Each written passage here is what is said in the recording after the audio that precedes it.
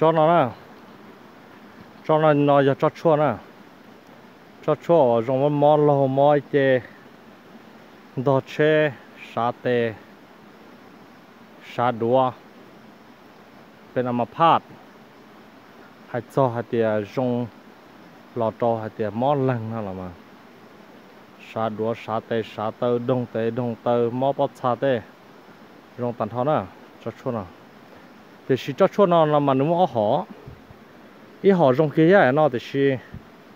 อ๋อแต่รุ่นจีนั่นน่ะเลี้ยนั่นน่ะหอน้ำมาที่เลี้ยหอจงอ่ะหอเลี้ยนะ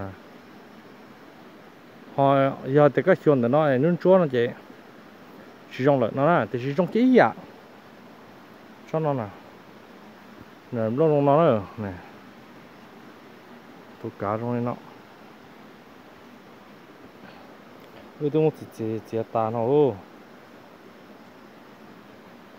แล้วก็ไทยซามรู้ติมิกานะไทยซามรู้ติมิกา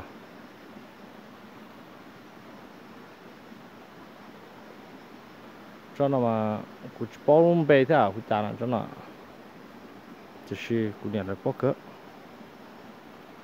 cho nó mà rong táo hú để chua sữa rồi thì nó để sát tông để hú được cũng nữa